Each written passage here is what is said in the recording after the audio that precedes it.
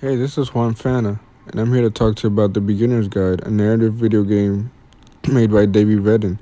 During this story, Davey shares with us his relationship with a past friend that goes by the alias of Coda. Coda was a fellow video game designer who had stopped creating and making games at some point of his life. I guess he was going through a lot of stuff. And Davey just takes the chance to make this walking simulator, walking us through a lot of Coda's games and a lot of his perspectives and things that he would do. And a lot of interesting mechanics show up. For example, walking sideways or just like a left strafe, you can only walk to the left when it's sideways. So that's pretty interesting going in a. It's pretty different, unorthodox with a walking simulator. You could always look around like any walking simulator. You could explore, take a look at the designs. Pretty interesting designs by Coda, by the way.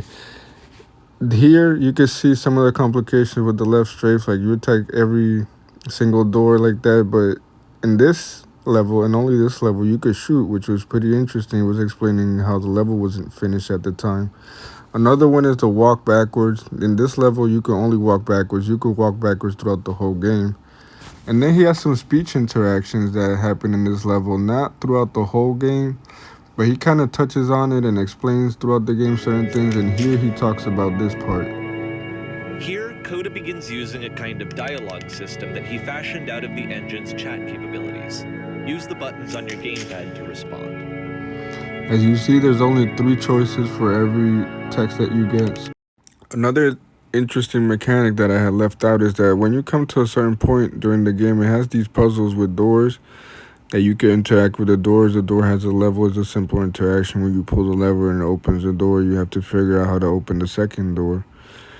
And just like almost all the other mechanics, it's just one spot in the game. The gameplay is pretty simple, straightforward. It's very unorthodox when it comes to walking simulators. I say it's a walking simulator because of the walking exploring aspect, but you rarely have games where you have to walk sideways or walk backwards. Then you have the speech interaction, which is pretty common with narrative games, so it's a pretty mixed experience.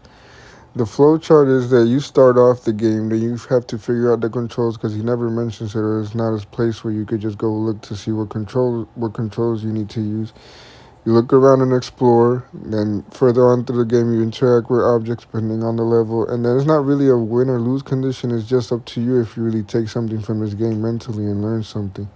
But you do leave with a lot of emotions. Like you feel motivated to create more, to look at your work, to be more detailed with your work, to see further past a lot of things in your work. It really does open your mind and makes you think outside the box. It could be sad because it has certain aspects of a relationship that you could relate to when it comes to falling out with a friend. There's certain aspects of you not being able to create because you're in a mental state. So it has a lot of things that you could identify yourself with.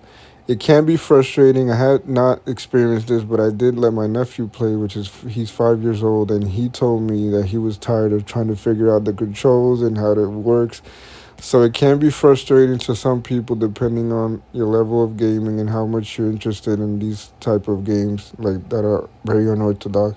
And it leaves you lost. It leaves you lost because you're wondering like is Coda actually a real person or is Coda just Mr. Red and trying to paint us a perspective? Or is Coda really all of us? Are we all Coda some point in our lives and careers?